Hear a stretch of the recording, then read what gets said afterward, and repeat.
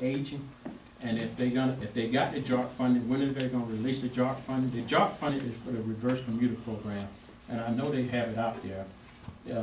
And that's for the, like I said, to transport people to jobs, for job interview. And then if you're gonna go after that, and it's already here, you can get it, you qualify for it. Then we just need to sit down and look at our story as to how many trips you want us to make. We can give you we can give you the bids on what the route costs, the cost of each route, where we're going to. And then it just, like I said, it's the board decision as to whether or not y'all want to take and set up Route Safe going to Rocky Mountain for y'all. We just here to take and go where the county, as in Edgecombe County.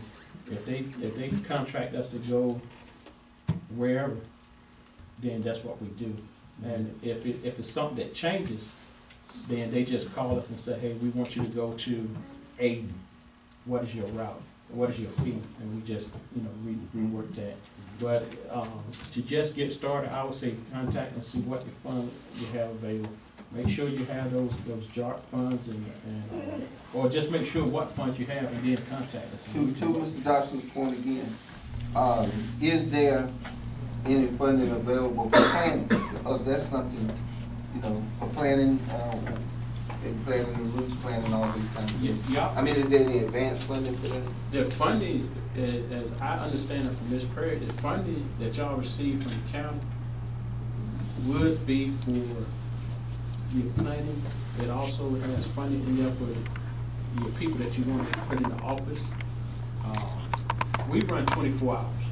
Okay. Ms. Marion Perry knows we run 24 hours.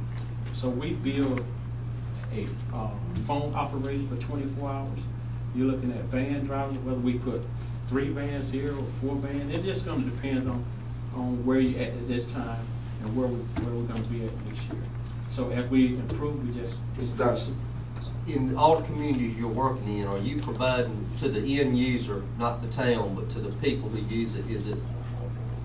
Is it low cost to them or no cost? Or it's low cost. Low cost. Because so eventually, the Department of Transportation, as well as you should want to know that these people are not going to continue to ride for free. Now, if they're going up the job, now it just depends on what group you're transporting.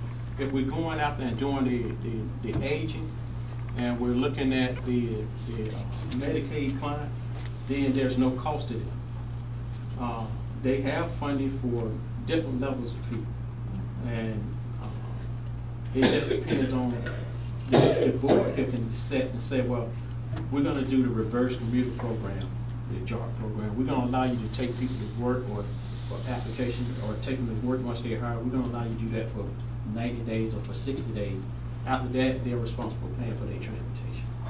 You can go in and say, initially, we're going to have vouchers, and we're going to give the aging, or we're going to give the young, or we're going to get somebody to go to a doctor visit that can't afford to pay anything. We're going to get them a voucher, and they can get on the van and go to Rocky Mountain, Nats General, or they can go to Halifax and wherever. Those are the things that we can work out and give you. But there's going to be a cost, especially for people that are able to go out and work. There's going to be an end cost. Yes, sir. Yes, sir. With you being already located in Tarboro, and that's just 20 miles from here, some of the transporting you're doing is pretty far away. Is it feasible for you to get started in the program and make runs for people in Scotland Neck area using your Tarboro hub so that you can get the program started and then you build in to have an office here?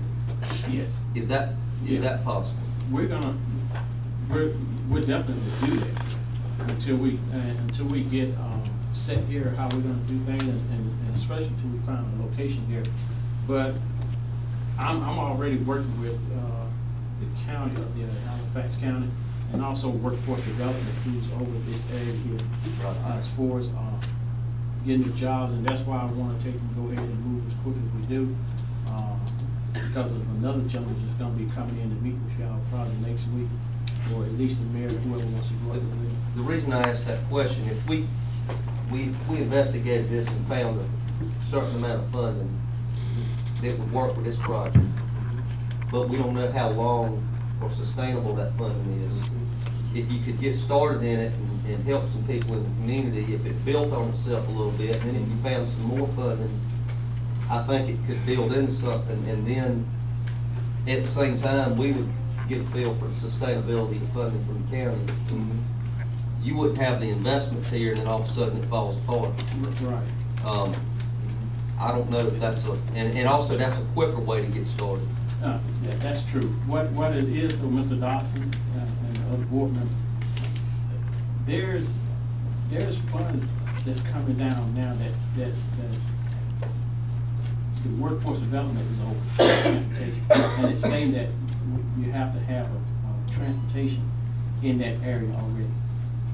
And see, it's coming to 5 counties, coming to Wilson County, Nash, Edgecombe, Halifax, Northampton. Okay, and in that funding is that fund, those money. So you saying You need to be based here, Yeah. is what you're saying. Yeah. And if you don't have the transportation there, then you're not gonna get the funding for the workforce development. and all No, those. we're gonna have, the workforce development will fund it, but what they're gonna do is, they're gonna have to move us anyway, because everybody right now is located either in Tarboro or Wilson, that they're looking at where it's being provided for those 5 counties. And myself being one of the lead persons, because I helped wrote the grant for it and worked with workforce development and getting the funds for the transportation for those 5 counties. They want to take and push vehicles out to those areas. And Halifax County is one of the primary areas that they are concentrating on, and specifically Ronald Rapids. Yes. All right, any other board members have any questions? Mike? Mike? CPTA, the bus, the service that's running now. It goes and comes at one time, all kinds of stuff. That's what I read.